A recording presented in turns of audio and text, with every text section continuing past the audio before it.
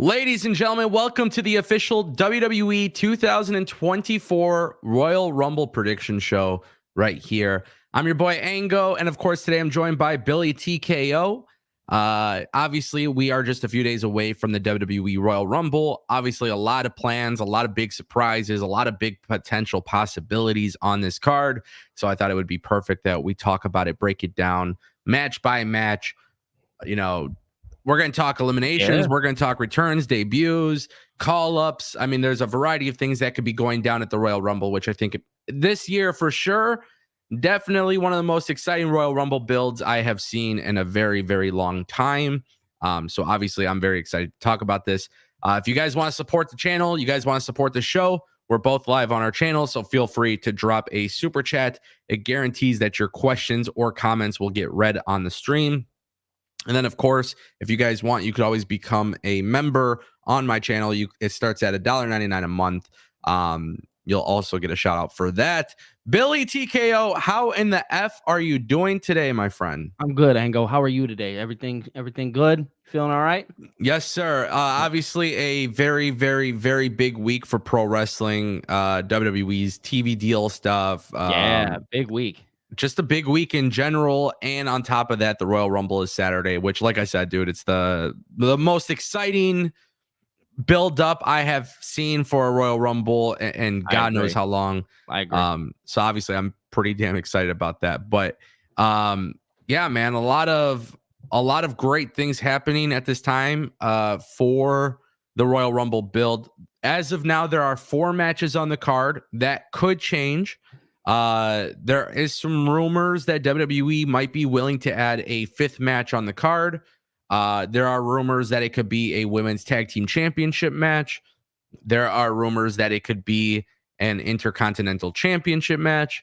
And there are rumors that perhaps maybe even a tag team championship match can all be made for the Royal Rumble pay-per-view. In order for this to happen, it would obviously have to be announced on SmackDown, or they would likely do it on SmackDown. Personally speaking, though, Billy, I think we are stuck with the 4 matches that we have. Yeah, I think we're getting these 4. Yeah, I think that's pretty realistic. So with that being said, I definitely think that this card looks good. For those who don't know what the card looks like, it's fairly simple. 30 men Royal Rumble match, the 30 women Royal Rumble match. Logan Paul versus Kevin Owens for the United States Championship. Roman Reigns versus Randy Orton versus LA Knight versus AJ Styles. These 4 matches. Billy, talk to me about the build. Talk to me about this card. What are you thinking? I am excited. I like the idea of only 4 matches. I think we talked about it on Monday when we did our emergency pod. Yeah. I definitely feel okay with the 4 matches. I think the Royal Rumble matches, especially if Triple H bumps it back up to 2 minutes per entrance, I think we're going to see that this pay-per-view and the way it stretches, PLE, the way that it stretches is going to be wonderful. Everything is going to get the light that it deserves. So it makes me really happy to see only 4 matches on the card. Yeah. Well, I mean, 1000%. And honestly, I think the thing for me, right, is Royal Rumble matches are long. We know this. They take up a lot of time. So for me, I feel like the Royal Rumble itself never should have 7, 8, 9 matches like the pay-per-view. I would have preferred to see one more match because I feel like, Rhea Ripley is going into the Royal Rumble without a singles match. Like, to me, I find that to be kind of annoying, considering she's the world heavyweight champion. Well, that would have been nice. My thought process is maybe if they were going to do the whole Roman Reigns defending the WWE championship, I felt like they should have maybe had Io Sky or, like you said, Rhea Ripley. I think that would have been right to do so by those 2. Yeah. Now, it is intriguing to me because technically speaking, in the women's Royal Rumble match, Io Sky wouldn't be in it and Rhea Ripley wouldn't be in it. Absolutely. But it's not fairly illogical if they were in the match because they could always headline WrestleMania by challenging the other champion, technically speaking. But I did find that to be like my one downfall about the build was like, hey, not one more singles match. Right. You could have done something that's going to be a very hot crowd. But again, it is a 4 match card. They're at Tropicana Field, right? Is that correct? whatever it is in Florida. Oh, Yeah, yeah, St. okay. Petersburg, Florida, or whatever. Yeah, Yeah, I'm pretty okay. sure that's Tropicana. But Yeah. so cool. Obviously, guys, we're gonna be making our predictions. I think we should start off quite simple. Logan Paul versus Kevin Owens.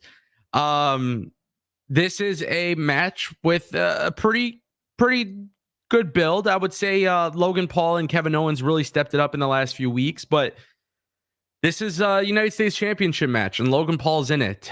I have my predictions that I would love to talk about, but Billy, me and you talk a little bit about Kevin Owens and Logan Paul, and I'm just curious to actually hear what your prediction is. People don't like the fact that I like Logan Paul. And I want to start with that because I feel like everybody right now should appreciate Logan Paul and what he's doing in the WWE. I understand the outside stuff many people may not be fans of, but what he's doing inside of that wrestling ring, outstanding. Outstanding stuff for some guy who just a couple years ago had no clue how to do this or what he was going to be doing. Outstanding stuff. But my idea is that Logan retains. I genuinely think Logan is going to carry this belt into WrestleMania, and they have a reason for doing so here. So give me an idea of how you think this match goes down.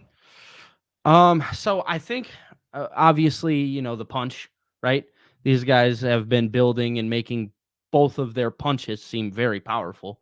So I think it does have something to do with the punches. And I think cheap heat, give Logan Paul the win by maybe using those brass knuckles that he used before. I think you can get that cheap heat here. And if you really want to push it all the way to WrestleMania, have him win there clean. But right now, I think he wins by cheating. That's just my. If you want to continue building Logan as a heel, that's the best way to do it. You do it as he's not like I kind of look at Logan as I looked at the Miz many years ago. Like you can do those little cheap things with him and make it work. You know what I'm saying? So Yeah. I think definitely here, I think we see some shenanigans. I know that doesn't happen in Triple H's WWE often, but I think there's some shenanigans here.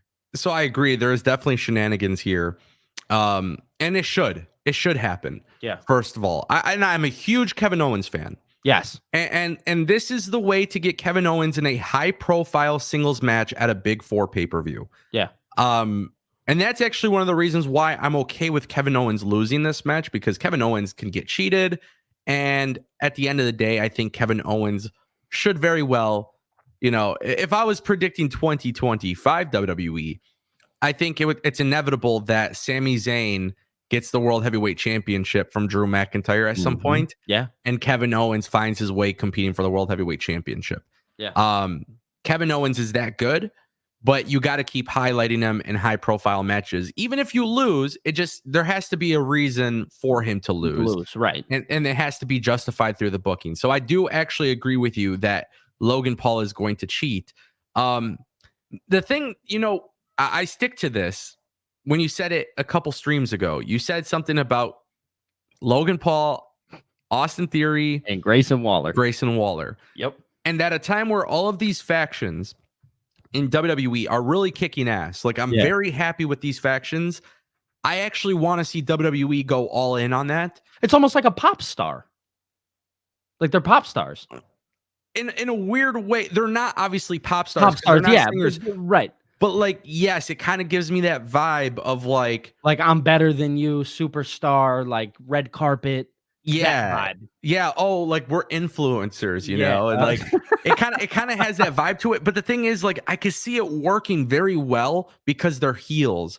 Yeah. And believe it or not, when you brought that up to me in stream, I don't know if I said this to you, but the reason why I like that idea so much is because I really love the idea of Austin Theory eventually becoming a babyface. I think that's what we need to get to eventually is him becoming that babyface, because I forget, I was talking to a friend of mine the other day and I was talking about how like it just feels like right now with Austin Theory, it seems like just very stagnant. And I think that's fair to say. I think most people would agree that right now Austin Theory seems very stagnant. I know he's doing the stuff with Grayson Waller, but he kind of like lurks in the shadows a little bit. And especially after beating John Cena at WrestleMania, it was like, okay, this guy should have been skyrocketed. It just going back to that promo that he had with John Cena. It's like, man, Cena was right. So I think switching him over to a babyface may be the best move for him. So here's the thing. I think when you look at the way Vince McMahon looked at Theory and you look at the way that Triple H looked at Austin Theory, there's just two different visions that they have for them. And I think one of the big things for Austin Theory is in order for him to really do this and be successful, it has to be as a babyface. Yeah. And I think a lot of people forget about how good of a wrestler Austin Theory is, especially when you saw him in NXT. He was throwing down bangers. Mm-hmm. I think at some point, WWE has to get back to that. I don't think it works as a heel. And I think the reason why I like this faction idea so much is the fact that, like, hey, eventually, maybe Grayson Waller gets singles gold and that causes Theory to turn on him, or and it causes an issue or something. I don't know. But I do like the idea of all three of them being paired, especially because all three of them have been telling the story with Kevin Owens. I think there is a lot of reason for them to. There's a big reason for them to help Logan Paul win. Yeah. And if they start a faction, I like the idea because Grayson Waller and Theory are a tag team. The tag team division's getting rebuilt. Mm-hmm. It wouldn't be a bad idea for those guys to eventually win tag titles on SmackDown. No, it wouldn't. It wouldn't. And obviously, we need to get those tag titles onto SmackDown. They got to split those belts. Yeah. I want to see them actually do a backstage segment with Aldis and Pierce at Royal Rumble. We'll talk about that later because we're not going to just talk about the matches, guys. I'm going to tell you guys what I predict for the card and everything. But I think those guys, in order to be successful in a faction as well, they got to have really good competition. And unfortunately, I don't like the idea of putting Logan Paul, Theory, and Waller against the Final Testament. I don't like the idea of them going up against the Bloodline or the Street Profits and Bobby Lashley.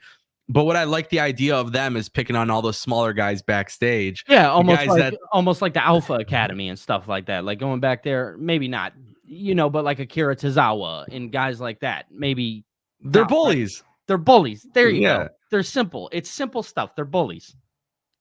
Yeah, it's a very very good possibility this can happen. What I do like though about this match is that, like I said earlier, Kevin Owens gets that big spotlight. I think a lot of people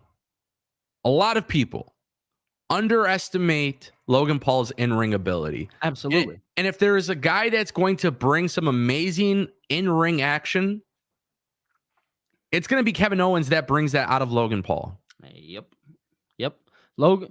Logan Paul, don't quote me on this. This may be Logan Paul's best match in the WWE. This may go down as his best match. And the reason why I say that is just because of what you said. Kevin Owens is known for putting on good wrestling matches. You don't think he's going to bring it out of Logan Paul? Yeah. Who's already put on wonderful matches?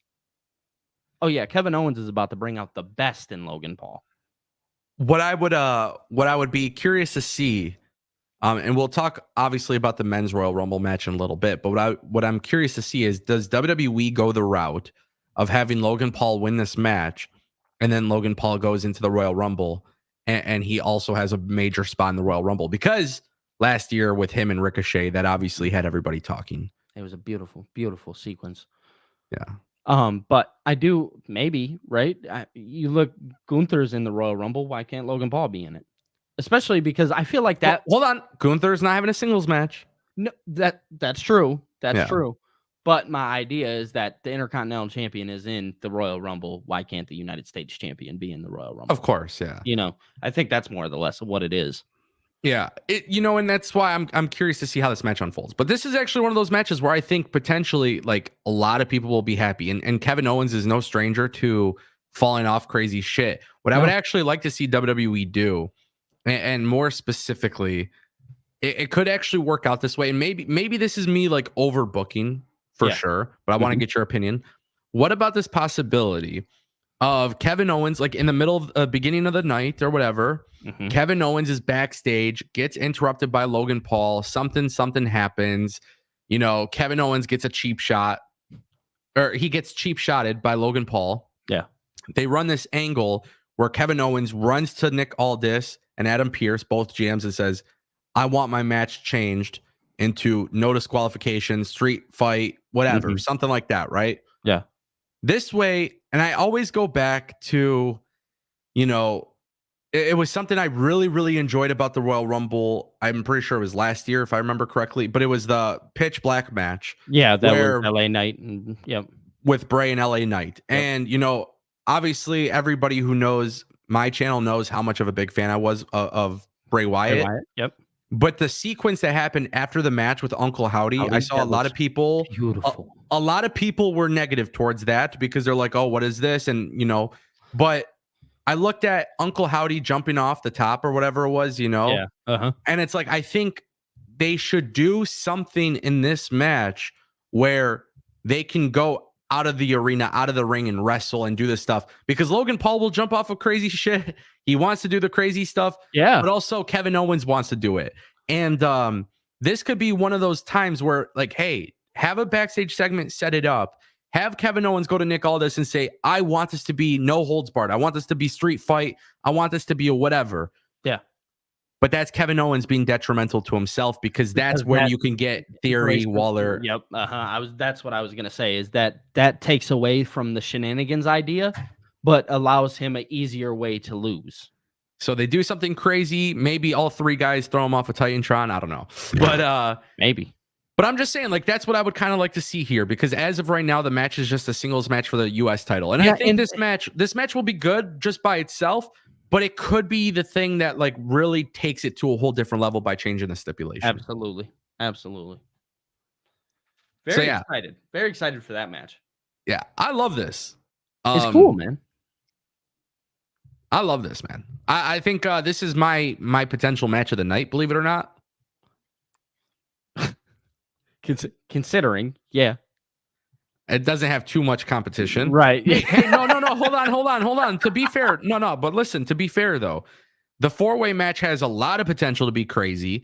It does. Royal Rumble matches alone, it's not even so much about the spots, but it's because we're going to get surprises. Spots. We get the surprises and stuff. Yeah. The Royal Rumbles are more focused on the spots, the surprises, the debuts, the overall nature of the Royal Rumble. But in terms of like physical in-ring stuff, I think this could be very, very fun, especially if you add that element of them jumping off high shit.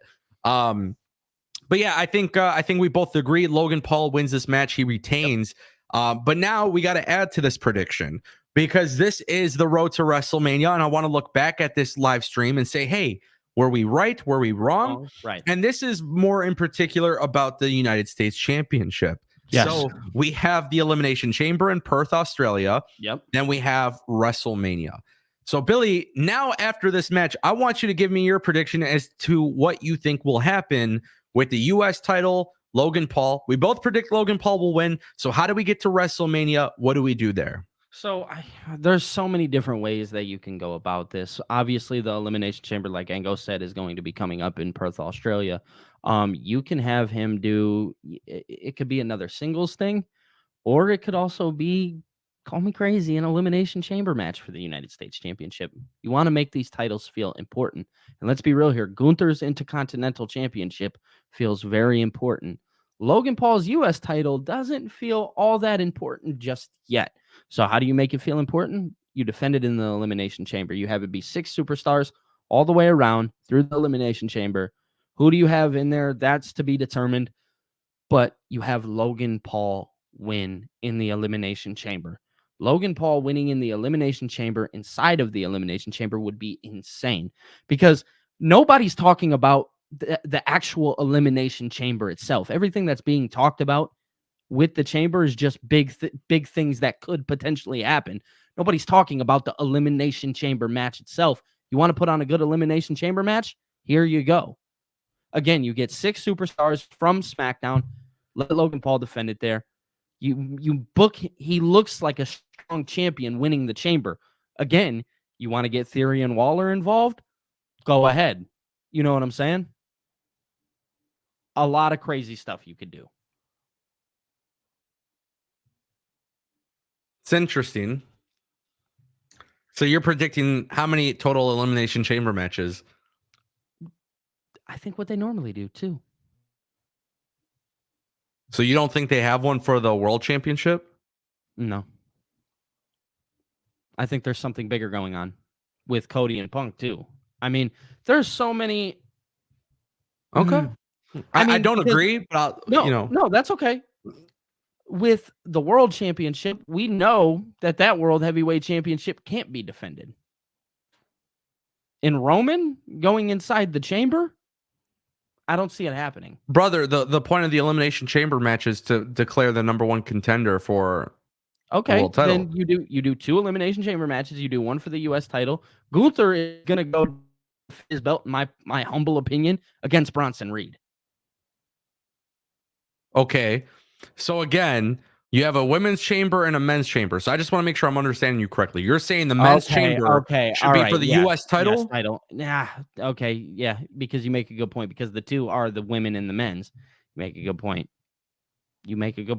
I mean, you could always do a third chamber match, but that's what I'm asking you. I mean, if you want to do a third chamber match and you want to book Logan Paul strong, sure, you do it that way.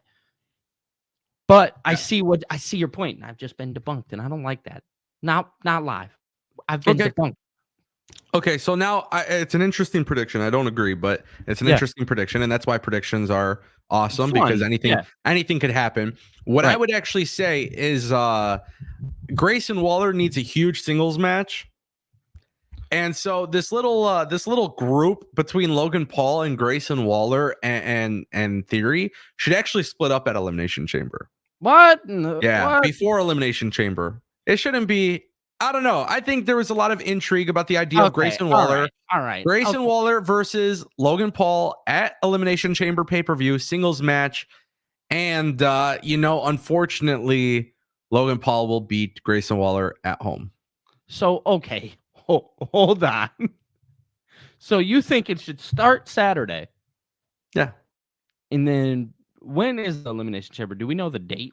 February 8th, I think. February 8th. No, hold on. No, I was about to say that's Super Bowl. We're touching Super Bowl numbers here. Hold on. February 24th, 2024. Okay. So in 30 days, just about time. Yeah. You would like this. I would like this group to break up. I thought I was crazy a minute ago. I don't think I'm that crazy anymore.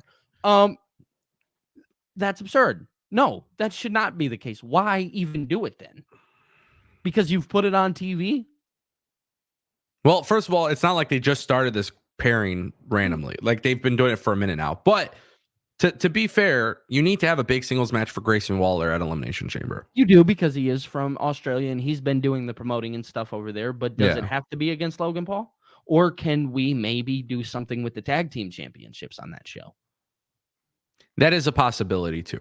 Yeah. But if I'm just predicting, like right now, if I'm just predicting the build to WrestleMania, like the original question posed, that would be one route of going. It is, and I don't think it's impossible either. Here's the one thing that there's a flaw with that prediction of like, oh, these guys end up becoming a faction, right? Yeah, it has to be short lived because Logan Paul is not on TV every week. And Logan Paul is not the kind of guy who really wants friends. He's not there to make friends. Logan Paul's whole thing is he's there to make money. So Logan Paul can. If you really want Grayson Waller in Theory to go into Elimination Chamber as baby faces, or really more in particular Grayson Waller, you have Logan Paul just use them, and that's how you get he used them. And Grayson Waller's like, what the hell? Kind of like how he used against Rey Mysterio. He used the buddy on the outside. Yeah. So, there's a lot of things that like you can see going down with this, but we have to get to WrestleMania, right? So that's kind of one way of going about it. Grayson Waller versus Logan Paul. Logan Paul ends up outsmarting Grayson Waller. He beats him at Elimination Chamber. And then at WrestleMania, I still stick with LA Knight versus Logan Paul. I do think that's the match to make at WrestleMania. And that's the singles match for the US title at WrestleMania. I like it. Love that idea. I also wouldn't be opposed. You predicted that it goes to Raw. I do. I predict that the US title moves to Raw, which is why LA Knight would go there. Yeah. That was that still remains as part of my prediction. But I do want to kind of throw out another scenario is that I would never be opposed, just simply based on how good Logan Paul has actually been in the ring.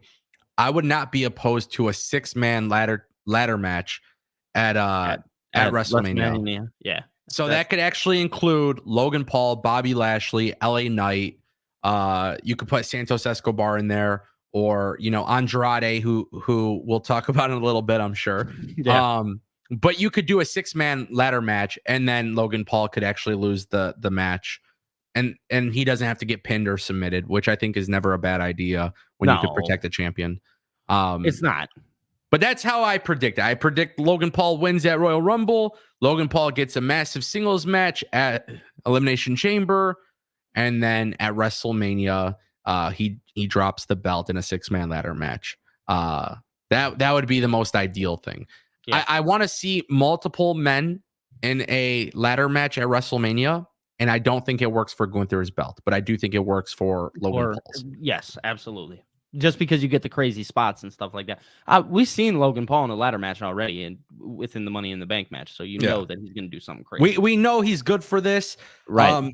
And I think the cool thing for that too, honestly, is the fact that like with Logan Paul, people will shit on Logan Paul, but then the minute that he gets in the ring, it's like he's fucking awesome, So like this is one of those things where I will say you got to utilize his value in terms of, hey, how can we get other people in this match? Yep. And if you do that type of ladder match or whatever it may be, if you do something like that with that match type, I think it draws a lot of people in, and a lot of people will say, okay, this was great, and it was a good way to utilize him. Yeah. Yeah.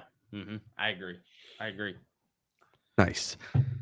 So how are we going to do this? Are we going to go into? I'm going to ask you what. Yeah. So are we going to go into the women's Royal Rumble, or are we just going to stick with the 2 regular matches, then go into the Royal Rumble? Yeah. We're going the regular matches first. Okay. All right. I'm here. I know what we're doing. So that brings us to the Fatal 4-Way WWE Championship, Undisputed Championship title match. We got Roman Reigns, AJ Styles, LA Knight, and Randy Orton in a Fatal 4-Way match. Billy, the floor is yours. This is a horrible idea. Why would you do this to me? All right, boom. Number 1, Roman Reigns is winning this match. Okay. But there's a little bit more depth to it. Okay. Roman Reigns is winning this match to get to WrestleMania and lose to Cody Rhodes. And I stand by that. Roman Reigns needs to win this match, number 1, because it's not the time. Nobody is. Now, if you really want to shock people and you want somebody to win, you would shake up the internet. You know what I mean? If that's what you're looking to do, yeah, sure. But if you're looking to stay the course, I do believe Roman wins here. I believe that there's a bigger story with AJ Styles. I don't think it's actually Randy Orton's time with that belt again. I think Randy Orton will come with Cody Rhodes. Yeah. And I think AJ Styles, there's something deeper with him. Yeah. We talk about guys like Shinsuke Nakamura and what has happened to him.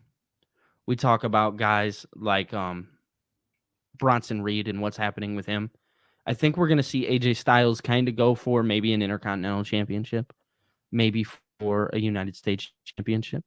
I do believe that AJ Styles right now, just, making that return and coming back, and it seems very fresh, and people need to get used to the new gimmick that they're about to put on. And I believe with AJ Styles, like Karrion Kross, there's going to be a lot of layers to the gimmick and what they're doing.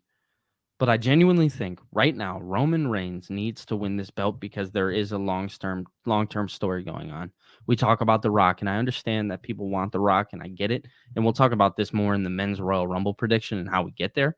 But I know people want The Rock. I just still genuinely don't see it. But I see Roman winning this match. And if you want to do Rock and Roman this year, I stand by. I said it in Monday's stream. You can do it at the Elimination Chamber. Yeah. Regarding this match, though, before I make my prediction, just out of curiosity, okay, how do you book this match? What does it like? Who gets pinned? How are you booking the finish? I talked about it before. I think LA Knight has to take the pin here, especially if he moves over to Monday Night Raw. I don't think LA Knight loses any momentum taking the pin because we've seen LA Knight has been booked very strong against Roman once before, right? Yeah. Roman had to cheat to beat him. Now, if Roman gets the win, it's like, okay, well, it is what it is. So I don't think that LA Knight loses anything. AJ's gimmick is too strong right now to have him take the pin. Randy Orton, there's still, even at his age, there's still so much depth to Randy Orton and his name that eventually when Roman drops that belt, when Roman drops it, Randy Orton is going to be a instant player into that championship. Yeah. So there's a lot of depth there, but we know, and we've talked about it on stream before, that chances are LA Knight will be moving to Monday Night Raw, maybe to go fight for the World Heavyweight Championship, which makes so much sense. So I think right now, LA Knight take the pin. And the match, you can get Jimmy involved, you get Solo involved, maybe do a spot with Heyman, obviously. The OC, them having a spot in the match, Nick Aldis coming out. Like, you could do a lot of shenanigans in this match. Yeah. Messing with Randy Orton, because we talked about Randy Orton and all this at WrestleMania. Yeah. And yeah, I mean, that's just how I think it goes down. So it's interesting because I do agree. Obviously, Roman Reigns is clearly not dropping the belt at Royal Rumble. How they do it is the most important thing, because you got to make all four men look strong. Yes. I like the idea of AJ really going off on LA Knight, because that should be a singles match at Elimination Chamber. AJ versus LA Knight. That's the way that I go for Elimination Chamber, right? We'll obviously talk about WrestleMania after the men's Royal Rumble. But I do think there's something more for Randy Orton in the bloodline. Interestingly enough, Nick Aldis screwing Randy Orton would be an interesting choice, because Nick Aldis as a GM lately has been very much on like the fuck the bloodline type energy. But I could see Nick Aldis getting involved. I don't think there's going to be as much shenanigans as people think with this match. The only thing I don't want to see is Randy Orton, AJ Styles, and LA Knight all get pinned at the same time by Roman Reigns. And the fact I even have to say that's kind of ridiculous, but WWE literally had Roman. They had Bryan Danielson and frickin' Edge get pinned. Yeah. Do not stack these guys. Do not do that. But nonetheless, this is the easiest one to predict. Roman Reigns wins. How they do it, I think AJ really decimates LA Knight. Randy Orton, it's a trickle down effect, right? Somebody's going to get thrown out of the ring. So AJ's going to throw Randy out of the ring. AJ's going to hit a Styles clash or a phenomenal forearm on LA Knight. Reigns goes and spears AJ Styles. AJ Styles is going to he's going to be able to get out of the ring, roll out. LA Knight finally gets up from the phenomenal forearm. Reigns hits him with the spear and he wins. Simple. And it just works out a lot better for LA Knight too, because he's not getting buried. His real issue is now with AJ Styles, because they keep going back and forth. That's actually a very fun storyline for me personally. It is. AJ and LA Knight, because I think there's just a lot of depth to it. But that's kind of how I get there. Obviously, for the sake of this match, I do not want to talk about WrestleMania for Roman Reigns, because we got to talk about that after the Royal Rumble. But just to be clear, we've talked about Nick Aldis, Randy Orton. Do you think that's a singles match that happens at WrestleMania? Yeah, like I just said, I do. I think because we've been conditioned to know now who Nick Aldis is, and now the audience has been conditioned to know who he is. And I think what they're going to start doing is playing into the fact that he was once a professional wrestler, kind of like they did Adam Pearce years ago. Yeah. You know what I mean? I think you do the same thing here, especially both of them coming from the NWA. Yeah. You know what I mean? So there's history with Nick Aldis, and I think they're going to start bringing that in and telling that. Yeah. And I think, after NXT and seeing William Regal not as the GM, I think you can eventually move him up maybe to SmackDown or Raw and have him be the GM of one of the shows. Literally, the funny thing about that is I think I've been saying it for like a year now since he joined the company in general. Like, that's the crazy part is like, hey, he could just replace the GM, you know? Yeah. Which is exactly what can happen here is he could just replace Nick Aldis. Nick Aldis can go on the active roster and put on some bangers with some of these people. Nick Aldis is a great wrestler. Yeah. We did get a couple super chats. I wanted to hold off on reading them until we got to the appropriate matches, just because I don't want to confuse the conversation. But I think now is the perfect time to discuss the Women's Royal Rumble match. Let's do it. Now, this is actually a lot harder to predict because we don't know who the 30 women are. No. So what is there, like 4 or 5 of them in there right now? Pretty much, yeah. So yeah, obviously it's a very intriguing match for that reason. I appreciate WWE not telling us everybody who's in it. Yep. I really appreciate the fact that WWE has a lot of options. So what I want to do, because these are Royal Rumble matches, we don't know all 30 people in there. Mm-hmm. I want you to predict 3 surprises. Okay. That are debuts, returns, or NXT call-ups. 3 of them. 3 of them. So, man. So I think. Hold on, not to cut you off. Then after you predict these surprises, returns, so it has to be 1 debut, 1 return, and 1 NXT call-up that's going to be in this match. Okay. Okay. All right. Then you're going to have to tell me who wins the match. All right. I can do this. You ready? Yep. So the number 1 surprise, Jade Cargill. Hold on. Debut? Debut, excuse me. Yes. Okay. Yes. I'm writing these down so I can stay on track. Yeah. I think surprise-wise, they're all surprises technically. Right. So debut, return, or call-up. There's only like 5 people showing up. Now, when it comes, so we had debut, call-up, surprise, right? Mm-hmm. My surprise, I mean, you could do something simple like Trish Stratus. Throw her in the match. Okay. What about from an NXT call-up? NXT call-up. I want to say Roxanne Perez, but she's getting ready to fight for the NXT World Championship, Women's World Championship. But I'm going to stick with my gut and say Roxanne Perez. Okay. Now, who is the winner of this match? Bayley. Okay. Okay. Fair. Yeah, I see Bayley winning. I just stand with that. Gotcha. Yeah. So, Ango, I need to ask you. NXT call-up. Yeah. I need to ask you your surprise. Okay. I need to ask you your debut. And the winner. Got you. Debut? It's not Jade Cargill. No. It's Julia. Love it. Love it. My NXT call-up, Blair Davenport. I love that. You know I like Blair Davenport. My return, Mercedes Moné, yeah. At number 30. I totally botched that because it wasn't on my mind at the time, and I apologize to everybody in the chat who's probably roasting me right now for not saying that. And my winner of this match is Sasha Banks. So look, let's be real. We're having Sasha win? Yes, 100%. Let me explain. Yeah. Let me explain. This is a very interesting choice. This is not the most realistic prediction, but that's what makes predictions fun. Right. I'm going to explain why, so it makes a little bit of sense. For example, Julia coming in. I've said this before on Twitter. I've said this before on video. I want to reiterate this. Okay. Julia is going to NXT. Julia coming into the Royal Rumble, doing extremely well. Commentary says, hey, she's going to be joining us. You know, oh my God, can it be? It's Julia from Stardom. Julia will be joining NXT in the near future. Sure. Oh my God, blah, blah, blah, blah, right?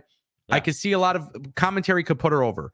Now, the reality is the biggest pushback I got on this prediction before is that, hey, nobody knows who Julia is. I was about to say she's not going to get a huge pop coming out there. I don't necessarily agree with that because at the end of the day, they said that about AJ Styles, right? They say that about every single individual that has ever come from Japan or outside of WWE to WWE. Because it's like, oh, nobody's going to know who that is. Hey, WWE fans aren't stupid. Let's just be pretty clear. No. Especially at the Royal Rumble, this is where the smart marks are, right? Like this is the, it's that type of thing. Now, let me be pretty clear. This would be a good way to introduce Julia is coming to WWE. That's how I look at it.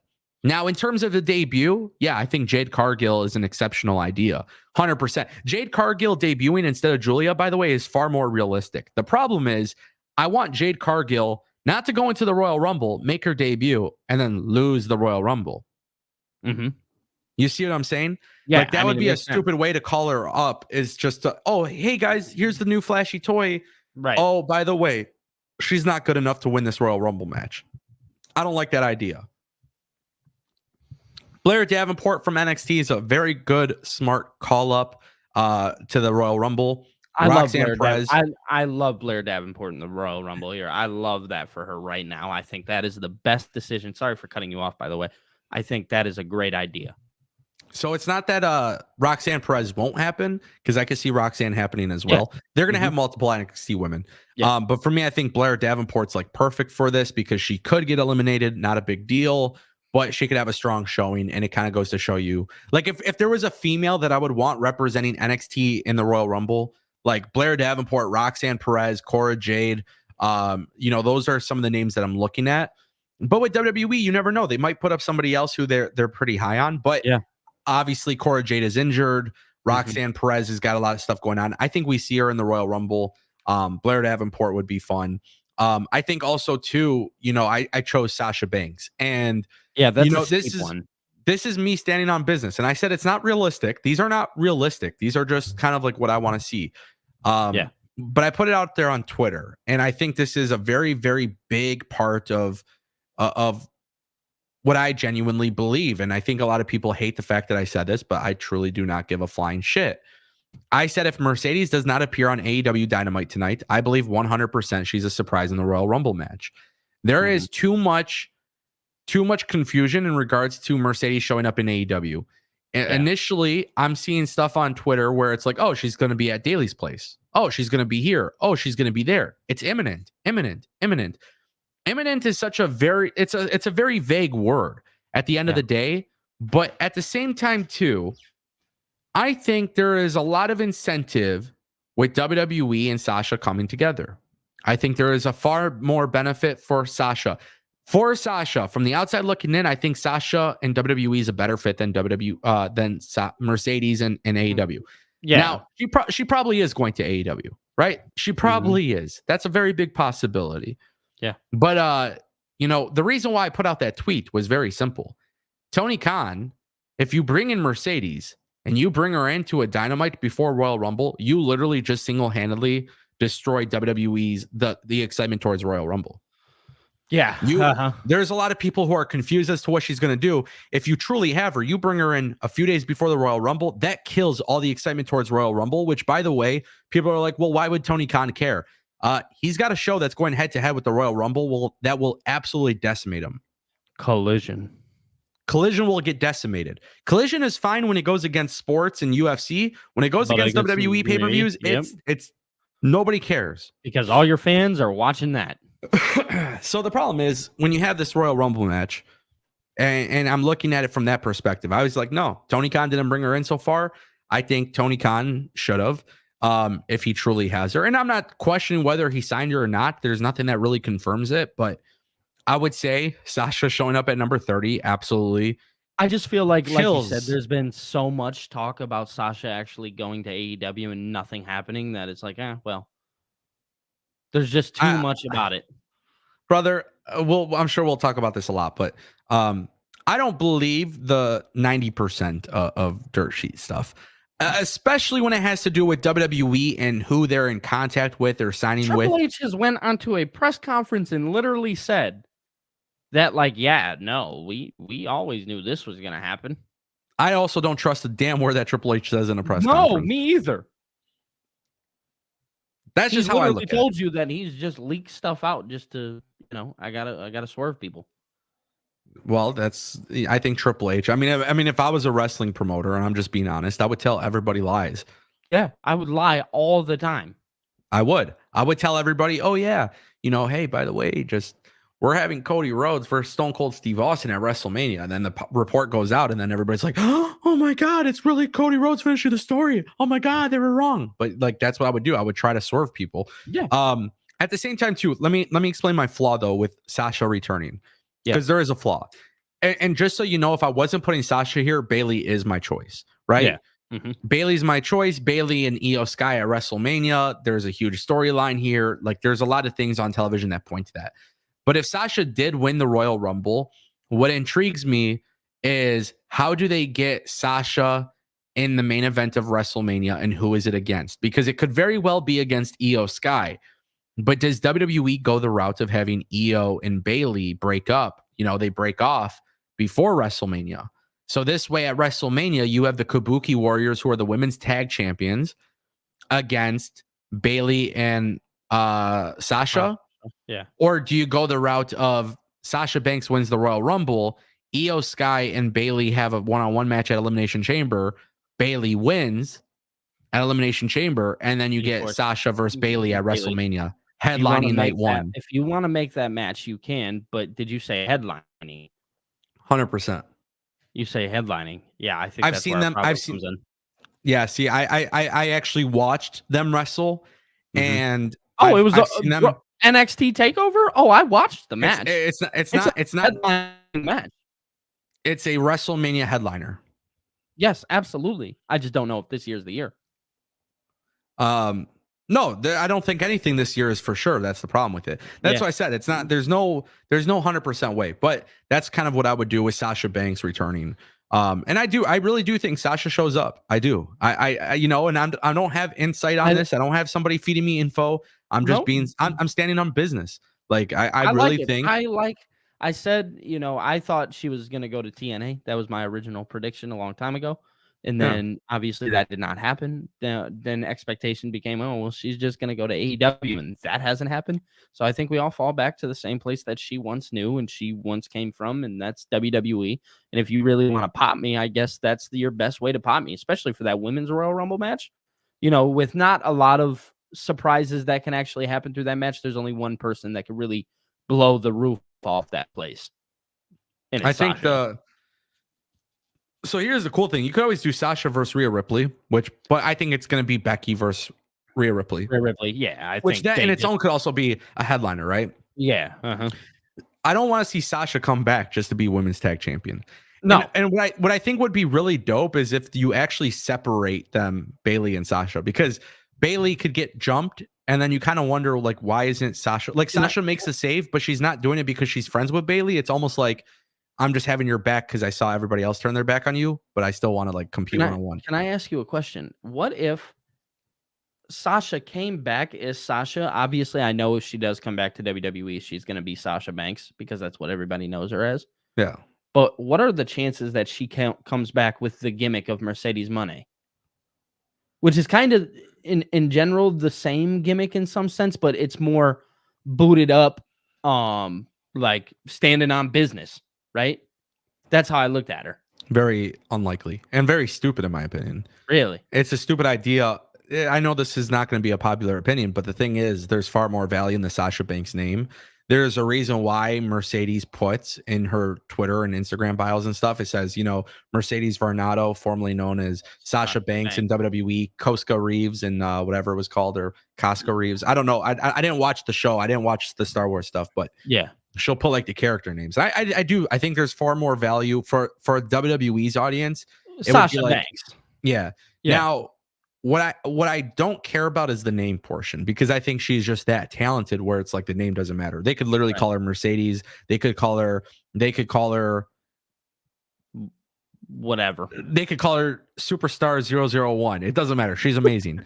People will go crazy, and people will still call her Sasha to this day. Right. That's the problem. Yeah, I agree. But I will say, I think that would be the biggest surprise for the Women's Royal Rumble match. That would be one of the greatest surprises WWE has ever pulled off.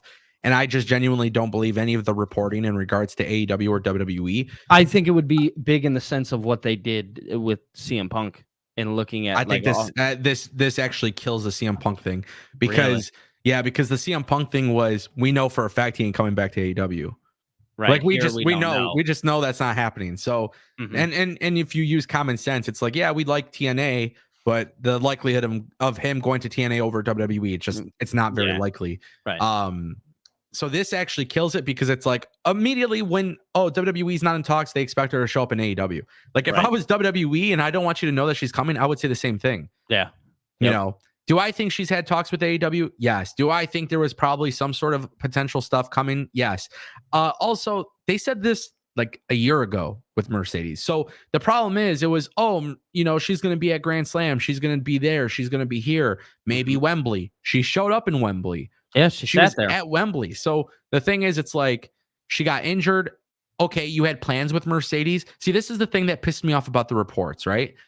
At Wembley, it was like, oh, there's preliminary plans for Mercedes to show up in AEW after her injury. Yeah. Right? So you're telling me you're making plans for somebody and you don't fucking sign them? It's true. It's very true. So because this hasn't happened yet, not one person has reported that Mercedes has signed with AEW. No. The reports have been she's expected to. They're working on plans for her to go to AEW. The expectation is imminently. Do I think Mercedes has signed with AEW based on those reports? No. Does it mean that it can't happen? Absolutely not. Right. But those reports specifically don't say that ink has touched paper. Now, if they reported that, it would be completely different. I would say this is not possible. Until that gets reported, I don't believe anything, which is okay. I think that is completely fine. It is. But yes, I think this is a far bigger surprise than CM Punk, only because the whole talk has been she's going to be at AEW. She's going to be at AEW. I don't think anything will ever beat what CM Punk just did, numbers wise. But I see how you think that it could. I don't know. I think the Sasha Banks return is massive. It is. I just don't know if it holds that value. But that's not something that we have to sit here and go back and forth about, because I just genuinely believe that's just something that I don't think it's a bad thing. And I think Sasha coming back is huge. Like, I agree with that. Yeah. You know what I'm saying? Yeah, 100%. But anyways, yeah, I think it should be a very interesting Royal Rumble for sure for the women. I did want to read a couple super chats and then we'll jump over to the men's one. All right, let's do it. I am not Avery dropped $4.99. He says Bailey wins to challenge Io. Sasha returns Monday to stare down Rhea. Keep up with the work. Keep up the good work, fellas. Thank you. I am not Avery. Billy, let me ask you. I'm dead set. Just based on what WWE has shown us on TV, I'm dead set on it being Bailey versus Io, Becky versus Rhea. Yeah. Like, based on what they've shown us on TV, that's what I'm thinking. Yeah. Let's say they change it up. Let's say I am not Avery is. Let's say this is like right on the money. Yeah. Sasha returns Monday to stare down Rhea. What do you think about that? I'm not mad at it.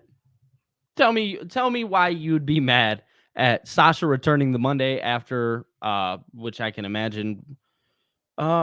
Is he saying WrestleMania, or is he saying it? I am not Avery. Will you leave a comment down below and tell me, are you going towards the night after WrestleMania, or are you talking Royal Rumble and returning on that Monday after the Royal Rumble? Because that's something that changes my thought process here. Because if that's the case, no, I actually don't like this. If it's the Royal Rumble, no, I don't like it. I think you have Sasha return in the Rumble if you're going to do it. Yeah. You know what I mean? Night after the Rumble. Yeah, see, okay. No, I'm not. I just don't see that making sense. I think Bailey wins, and I think to go challenge Io, I think that remains the same. But having Sasha return to stare down Rhea, I think that just completely blows away the idea of Rhea and Becky. I think it would actually hurt the surprise aspect of Royal Rumble, because the last few years we haven't really had good surprises. So this would actually kind of like rectify that. Like, oh shit, yep, you definitely don't want to miss the Royal Rumble because shit like this could happen. Right. What I would say is this though. This is the cool thing about the women's division. Between Rhea, Becky, Bailey, Io Sky, Sasha's not even in the company at the moment, but if you brought in Sasha, I mean, you have a lot of women who can go and be credible in this case, which is nice. It is nice. It is. Appreciate the super chat. I am not Avery. Appreciate you. Richard Martinez dropped $1.99. He says, no chance Brock gets used right now. No chance Brock gets used now, right? Question mark. We will discuss that when we discuss the next match. Yep. Rick Corral has dropped a 10 bomb. He says, how about this in the 4-way? Have it so whoever gets pinned, they are eliminated and the match continues until 2 people are left, Roman being of 2. Yeah, that would have made sense if they would have done that. So the elimination aspect is not something I agree with, only for the simple fact that at some point everybody's going to look weak.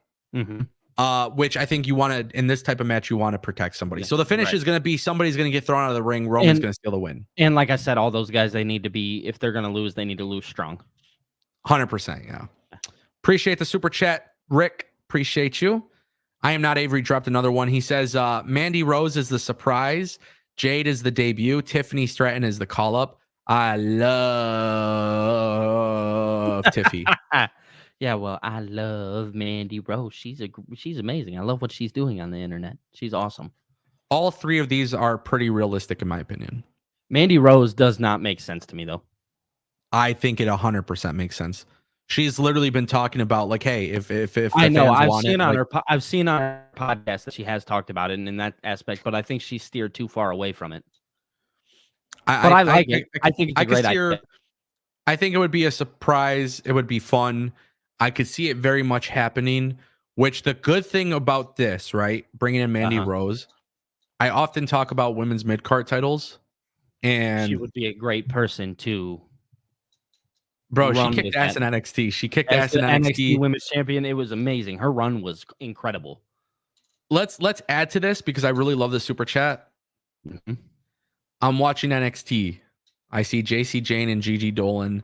They've kind of gone their own separate ways. Yeah, and there's only one person that could really bring them back. I would have Mandy Rose return at the Rumble with Toxic Attraction helping her and bring them back. Bring them back. Bring them back. If you have such a kick-ass faction of Damage Control on SmackDown, put Toxic Attraction on Raw. Raw on Netflix, TV 14. I love it. If you have not seen Toxic Attraction, you're missing out. That faction was incredible in NXT. So I love the idea of Mandy Rose coming back. I just don't think she does, but I love the idea of it. I love it. Thank you. I am not Avery for the super chat. Denisha dropped $1.99. Can I please mod the channel? They're spamming in the chat. Denisha, you can message me on Discord after we'll talk. MN dropped $1.99. Ango Nation, best channel for wrestling. Appreciate you. Thank you very much.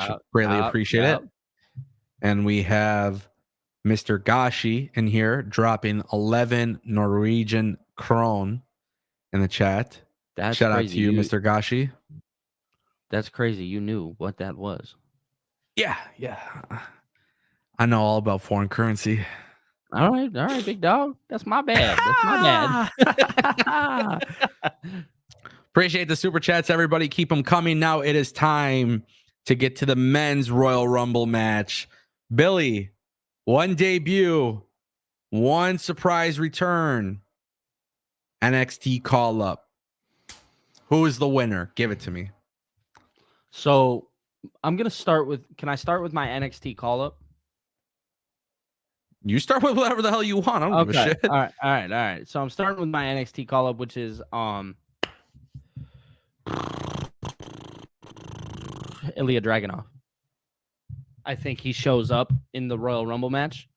I don't know if he's going to stay. Obviously, I think this is going to be kind of what they did with Braun Breaker last year, where they brought him up as the champion, let him wrestle on Raw. I think we're going to kind of see that same thing with Ilya, possibly over on SmackDown. My debut. That's a tough one. That might be the toughest one. I know my surprise is Brock Lesnar. I do see Brock Lesnar showing up in this match. My debut, I'm stumped with my debut right now. I think they don't need anybody to debut in the Royal Rumble. I think it's just going to be more NXT guys. I mean, if you want to debut, and I know everybody's talking about it right now, but Okada, I just don't see that lining up right now. But I mean, there's always that chance. So okay, I'll go with Okada as my debut, just for reasoning. So we'll go Okada, Brock Lesnar being the surprise, and then I think Ilya or Carmelo Hayes being the NXT call-ups.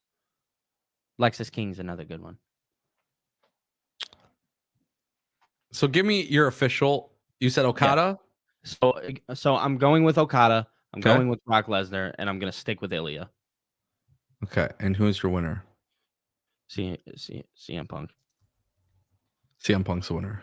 CM Punk's the winner. Okay. My NXT call-up, Trick Williams. Okay. For no other reason, I just want to see whoop that trick. Whoop that trick. What? I think I really do think it would be over in the Royal Rumble. I think it'd be fun. He's obviously competing against Ilya Dragunov at Vengeance Day. Vengeance Day, yep. But I think this could be Again, a it's fun, one of those things where you just bring them up. Yeah. Let them compete in the match. I also think Carmelo Hayes has been working SmackDown, so I could see a really cool dynamic where Carmelo Hayes is actually in the Royal Rumble. Carmelo tosses Trick Williams out, and then they further the story. Continue the story. Yep, I love it. I love it. You continue the story on NXT. It actually works out very well. He gets eliminated by Carmelo. And it's not anything personal. It's just, they're in the tag team cup, Dusty Cup. They've been telling this great story. I can see that being very fun. I can see that very much being happening. Obviously, the return, it's very easy for me to say Andrade. I feel like Andrade coming back, we know he's going to WWE. It happens. I think it happens in the Royal Rumble. He goes face to face with Santos Escobar. Okay. And then for the debut, I really do like the idea of Okada. I love the idea of Okada debuting at the Royal Rumble because it would be a very, very fun, very, very fun way to bring him in. The problem with Okada going to the Royal Rumble, it's kind of like my thing with Jade, is like you don't want them to necessarily get eliminated. I will say this though, because I know a lot of people are going to Styles. Yes, but at the same time too, it's a little bit different of a scenario. Because I feel like Okada is the greatest and the biggest name in Japan for forever, right? I want to say this though, and this is like the big thing that like I feel like it's important to mention. Mm-hmm. It's a little bit different than the Julia situation because Julia is like being promoted as like, oh, she's the newest person coming to NXT soon, right? Yes. With Okada, he would go into the Royal Rumble. He would have to get eliminated by somebody that sets up a big story, which, we talked a little bit about the fantasy booking of Gunther doing an open challenge at WrestleMania. Yep. I would never be against the idea of Okada coming into the Royal Rumble and getting eliminated by Gunther, and that's how you set up the IC title feud for WrestleMania. It's almost like the same thing. But what I would say is I don't think it looks good to have Okada come into a Royal Rumble and get eliminated. Just like I don't think it would look good for Jade Cargill. For two totally different reasons, but kind of the same reason. Yeah. So for the debut, I actually think it's going to be more of like a re-debut. So this is kind of like where it gets a little bit tricky here. Because there's really not that many people that could actually debut. That was my thought. Like it was hard for me to bring up a debut because I was like, oh man, like who could? But I actually think I know who you're about to go with. I don't think you know. Because he wouldn't come back with his WWE name. So for me, this would actually be like a legitimate debut. Matt Cardona. Okay. All right. I think that would be a very fun thing. I think it makes a lot of sense for Zack Ryder, Matt Cardona to be in WWE.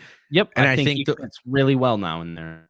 I think what you do is you have him come out at like number 3, where it's like 1 or 2, and you have like the radio, and it like cuts, and it cuts, and it kind of does like a distorted thing or whatever transition, and it pops up as Matt Cardona. So he gets at a big pop, and then it's Matt Cardona who walks out. It's the indie god. Yep. That's kind of how I would go about it. It's very hard. Who did you think I was going to say? I thought you were going to go Bo Dallas. Nah, because it's tough because Bo Dallas has already been in the company. He's already done. I thought when you said re-debut, I was like, oh man, I think he's going to go with Bo Dallas here.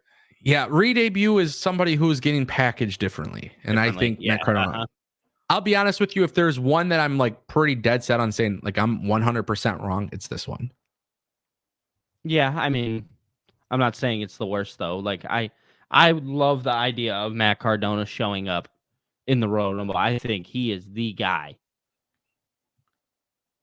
to have debut. I know like Andrade's a big name right now. Yeah.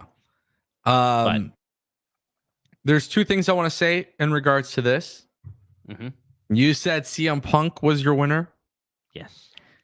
I'm going to disagree with you because CM Punk is going to get eliminated by Drew McIntyre. Oh. So let me just give it to you like this. The final three: Drew McIntyre, CM Punk, and Cody Rhodes.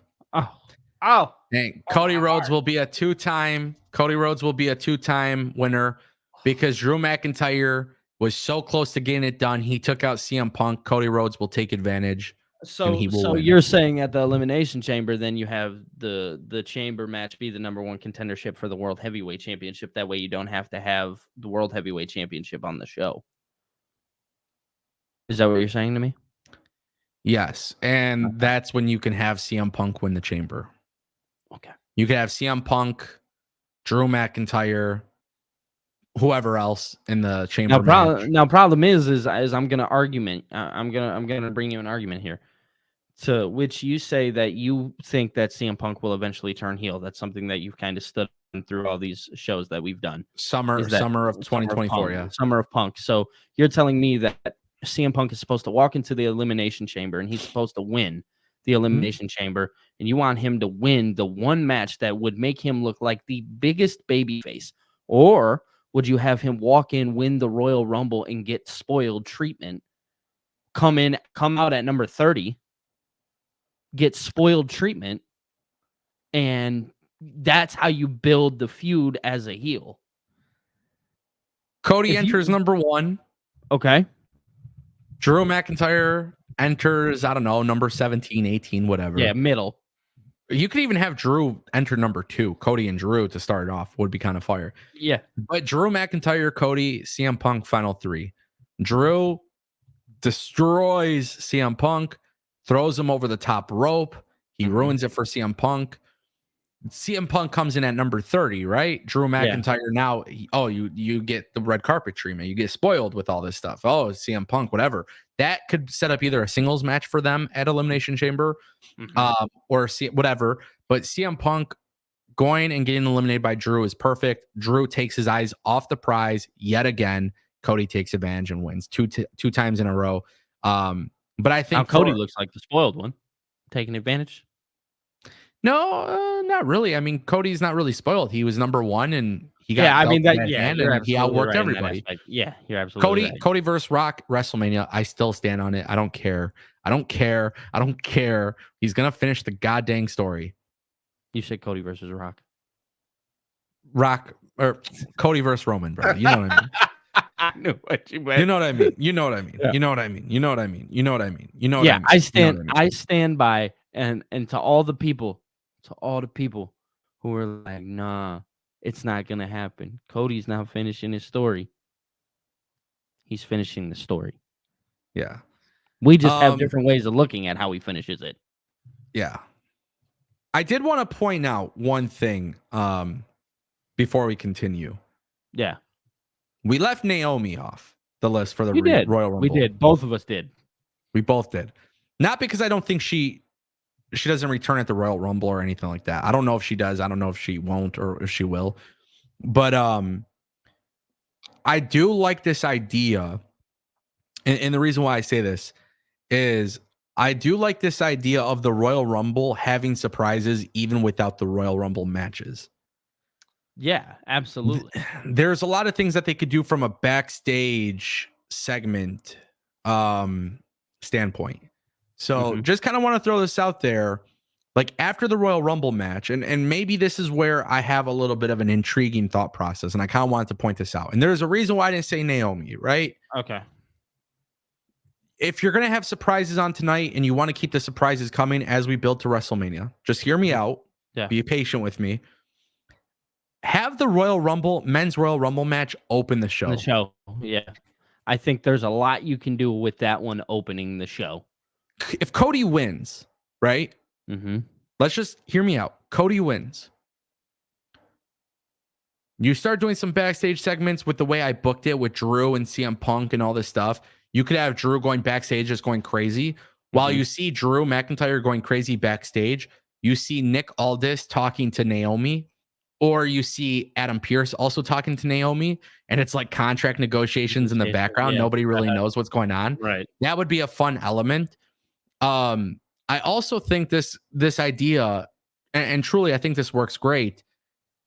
If Cody wins the Royal Rumble, hypothetically, right? Yep. It will be quite shocking to see The Rock go face to face with Roman Reigns to end Royal Rumble. So if Roman main events and beats those guys and Rock goes face to face with him, Yep. the visual of Rock and Roman, people, because I think WWE is trying to swerve everybody. I think WWE is trying to swerve everybody. Cody's finishing the fucking story. So they want to make you think it's Rock and Roman. What if The Rock goes face to face with Roman to end the night, but Cody won the Royal Rumble in the beginning? It throws a whole different dynamic change to the storytelling going into WrestleMania. Yeah, I do like that. One thing that I want to say and I wanted to bring up was actually about my day or my surprise coming into sorry for this is going to be a little off topic. I wanted to change my surprise in the men's Royal Rumble. I said Brock Lesnar. I think Big E may be the guy here. Big E, I want to see him in the Royal Rumble so bad.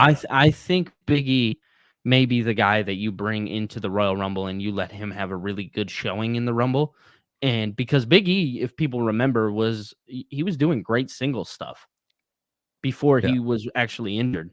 So I think especially under Triple H, I think Big E would. I know he did a little stuff under Triple H, but nothing to the extent of where we're at now in WWE.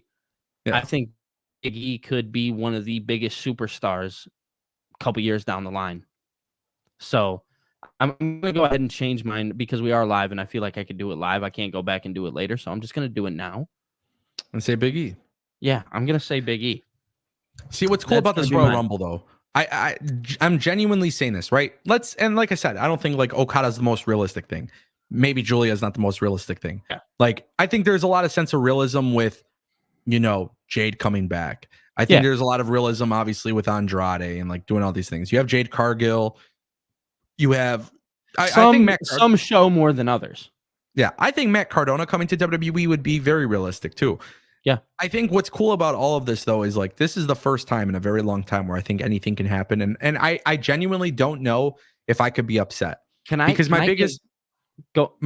just gonna say my biggest issue that I've had in Royal Rumbles past is like you don't know when the surprise, like we don't get too many surprises. No. So now it just seems like anything that's a surprise. Like if Naomi comes back, cool. If Julia debuts, cool. Awesome. If Jade debuts, cool. If Matt Cardona comes back, cool. There's just a lot of unpredictability here, and there is no right or wrong. The Big E thing would be massive, and it's very realistic if we know he's cleared. We don't know if he's cleared, so it makes it very fun of a surprise. Yep. Like I would never be upset with any of these. And I just want to say, because I know somebody's going to say this, and then I'll let you go. But I know people are going to say, well, Stardom still has Julia under contract, or Okada's still under contract till the end of the month. Guys, NJPW has allowed Jay White and Will Ospreay to go to AEW. Like, New Japan could very well say, hey, you know what? Go ahead. We give you our blessing. Like, it could very much happen. It's not that big of a deal. It's not out of the realm of possibility. That's what I'm saying. It's not unrealistic. So that's what I'm saying. Like, everything kind of, it could be realistic and unrealistic at the same time. But I just think that's the beauty of WWE right now. It's truly unpredictable, and we don't have that. And this is like this is a fun Royal Rumble card. It is, man. It really is. This card is exciting. I will, though, have one thing to say that if I can nitpick anything that doesn't make sense, there is one. Which is what? Why the hell is Damian Priest in this match? Because he's got the Money in the Bank. Is that why you're bringing it up? Yeah. He's the Money in the Bank briefcase. Damian Priest doesn't need this match. Like that just shows, we just threw him in there for another body. No. Not necessarily. Mm-hmm. He's got Money in the Bank. Right. Okay. That's like saying Gunther can't be in the match because he has the Intercontinental Champion. No, I don't think it's the same though, because It is 100%. No, because Damian Priest has the one thing that allows you to challenge for the titles that you would technically go challenge for at WrestleMania. No, he has the thing that can cash in on any championship. Yep. So that's the problem. If he but does, WWE hasn't. So they did it with Austin Theory, correct? With the United States Championship. But they never. Correct me if I'm wrong, because I may be wrong here. But they have never clarified. They have not clarified that it is for all championships. They never said it wasn't, though. True. But there's a lot of question kind of hanging over that, because the whole time that I've known Money in the Bank, that they went for the World Championship. Championships, yes. Okay, so my counter argument to that is, does Theory think he has a fucking actual chance of cashing in on Roman Reigns, or did he have a better chance going for a U.S. title? He had a better chance going for a U.S. title at the time. Like, we got to remember that. Think logically. Fuck, this guy, he has the bloodline. I can't cash in on him. I'm going to do the second best thing. Well, if we're going to think logically, then I need to be told logically what this is. Because now that doesn't make sense. They tell you they can cash in on any championship. No, they don't tell you that. That's what I'm saying. They don't tell you that they can cash in on any championship. I can find a clip. I'm sure I can find a clip. But the Money in the Bank premise was, yeah, you cash in on the World Championship because that's how long it's been. But at the end of the day, there's not a flaw with that, bro. Now, to answer your thing with Damian Priest, and I'm not trying to defend WWE here, because I do think it is a little bit silly that he's in the Royal Rumble. But to answer logically, if you fucking use common sense, who's to say that Damian Priest doesn't win the Royal? Let's say he wins the Royal Rumble theoretically, which we know he's not going to. But if Damian Priest won the Royal Rumble, oh, by the way, I'm going to fucking Raw or SmackDown. I'm going to cash in Money in the Bank. I'm going to unify the belts, right? Like, technically, he could fucking do that. Oh, I'm going to main event WrestleMania, and on top of that, I'm going to cash in Money in the Bank, and I'm going to hold all the fucking gold because I'm Damian Priest. It can happen. Is it fucking good? No. But to say it's illogical, that's not true. He could. Money in the Bank, there's several championships, but let's just say you focus on the 2 world championships. He can win Money in the Bank and say, you know what? I'm challenging Roman Reigns at WrestleMania. He goes to WrestleMania. The next day on Raw, he goes and sees Seth Rollins with a fucking torn ACL, MCL, meniscus, tears that, whatever. Tears him up. He goes, oh, I want to cash in on you too. And now you have the visual of him doing that. I'm not saying it's fucking good. I'm not saying it's smart, but to act like it's not logical, that's dumb. That's my flaw with that argument is, that's fair. Like, that's also dumb. Like, because I've seen people who are like, oh, well, Logan Paul could win the U.S. championship or retain the U.S. championship and then enter the Royal Rumble. But that's stupid because he already holds a belt. No, he holds a mid-card belt. He wants a chance at the World Championship. We saw Seth Rollins hold the Intercontinental Championship and the World Championship at one point. It's not dumb. Do I think it's needed? Is it necessary? No. But is it dumb? It's absolutely not. Because as a champion, look, if you're a champion in WWE, you want the championship that pays you more money, right? The World Championship is the moneymaker. If you're not a champion in the company, like Austin Theory wasn't, and you have no shot at winning the World Championship because of the circumstances of the bloodline constantly interfering and fucking people over, okay, I guess I'll go for the U.S. Championship instead. If you actually use your brain cells, a lot of people will be like, yeah, it does make sense. Does it mean it's good? That's subjective. But to say it makes sense or doesn't make sense, that's a whole different thing. Okay. All right. That's fair. I did want to throw something out there though, because I did get that super chat earlier. Somebody had brought up I saw somebody brought up the Brock Lesnar thing on the super chat. So let me go back to that. Yeah. Richard had brought this up. He said, no chance Brock gets used right now. Guys, everything that you're seeing on the internet at this time, and Brian left a super chat on this as well, regarding Vince, Brock, John Laurinaitis, and stuff like that. I genuinely have not read anything other than the headlines. So for me to have a formed opinion on any of this, I cannot give you guys an opinion on anything until I've read details. Right. But I will say this: as of right now, there are some serious accusations. Just based on what I saw with the headlines, without seeking context, it does not look good. Just like the original Vince McMahon story when Wall Street Journal dropped it, I talked about it once there was actual information out there, and I will probably do the same in this regard. With that being said, I did put out a tweet about Kevin Patrick being fired today, and I said, so did I. definitely not the person that should have been fired today. No. So and definitely, and I really want to say that a lot of people did go on social media saying that they wanted Kevin Patrick off commentary. Nobody wanted him gone. Yeah, it's pretty insane. But as far as the Brock and Vince stuff, I actually have to read into it. I haven't read into it. I made a video this morning. So, and that's something that I really want to clarify to the audience here is that, I haven't done enough reading into it myself either. Guys, I made a video, then I went live. I didn't have time to read anything. I just saw some headlines on Twitter, and just based on what I'm seeing, it doesn't look good. But obviously, there's a lot of stuff. Things aren't looking too hot. I have no idea, my friends. It's not. A lot of stuff was a lot of stuff that I'm seeing is not good. No.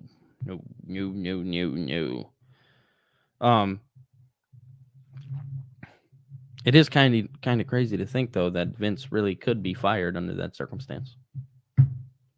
He's no longer the boss. I mean, he's not been the boss since TKO took over. I said this when TKO bought him. I said, hey, Vince has a boss now. Yeah. Vince has a boss. You did. You said that. I said Vince has a boss. Fun thing that I wish I could show you guys. I can't share it because of copyright purposes. But WWE posted cell phone footage of Logan Paul and Kevin Owens fighting each other at the Performance Center. So I will retweet that on my account on Twitter if you're not following me at IngoPW. Love that. Let's build it some more. We're not even at SmackDown yet. That's why I love it. Pretty dope. I just retweeted it. So if you guys want to go watch it, I can't throw it up on the stream due to copyright. But yeah, we did get another super chat from Darth Bane. I just wanted to throw this out there too because I think it's fun. It adds to the fun of Royal Rumble. Yeah. Impossible, but what if the Royal Rumble surprises MJF? It ain't happening, but like I said a long time ago, I think he's re-signed with AEW. Yes, I believe he has re-signed with AEW. And let's say he's not in AEW. Let's just say for shits and giggles, he actually is a free agent. MJF's winning that thing. But no. He's not winning the Royal Rumble. Oh, come on. Why not? Definitely not. But let's just say theoretically, hypothetically, he was like a free agent. We also got to factor in the injury stuff, which from our understanding, he's still injured. But let's just say for shits and giggles, he actually was a free agent or whatever. MJF should not be in AEW. So hypothetically speaking, if he was cleared and he wasn't a free agent, he 1000% should leave AEW. It is not a good mixture. The IWC, which is what Tony Khan books for, they were highly in favor of Samoa Joe being champion than MJF. And MJF would be much more appreciated by the WWE audience to begin with. Yeah. And I don't think MJF is a free agent. I genuinely don't believe he re-signed with the company. Let's say he is a free agent, then Royal Rumble's the day you do it. It would be crazy. Yeah, and you want to shock the world? That might be how you do it. Insane. Any other predictions that you have, my friend? No, I don't think I have anything too out of the unordinary that I believe is going to happen. I do, like you said earlier, I believe that they start with the men's Royal Rumble if you want to do and have Rock show up. I did like that you said that. But other than that, no, I don't see anything. Love it.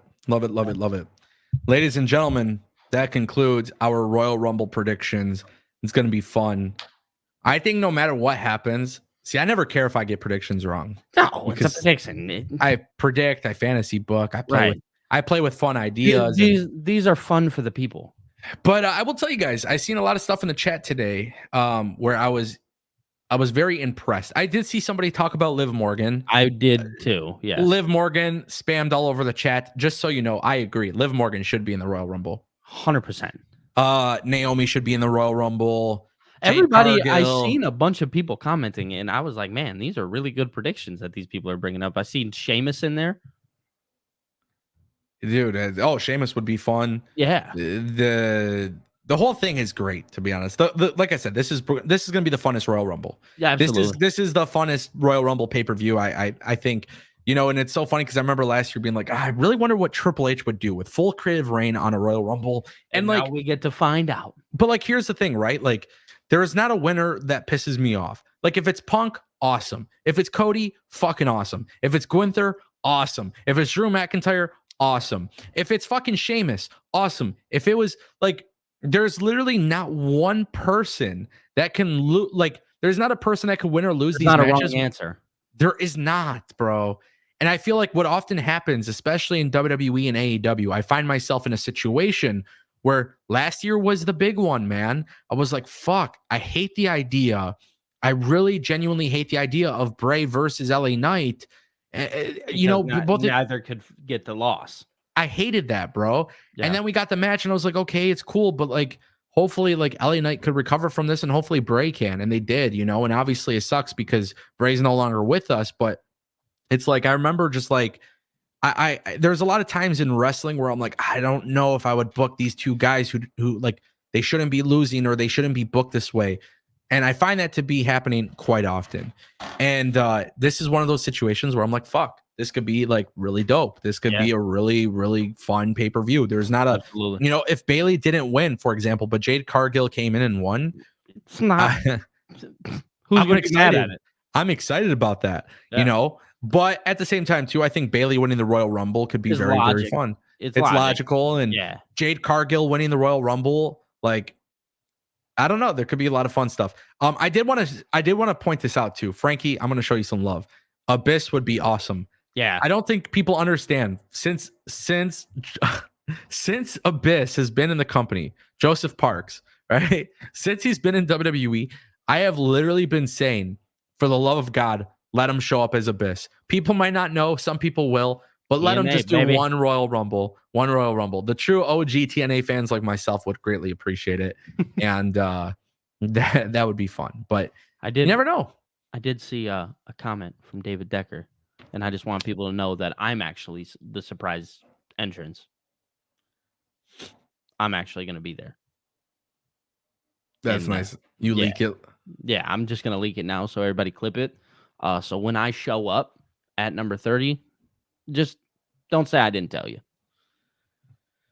Sounds like Cap, brother. Sounds like Cap. Call it what you want. I call it right.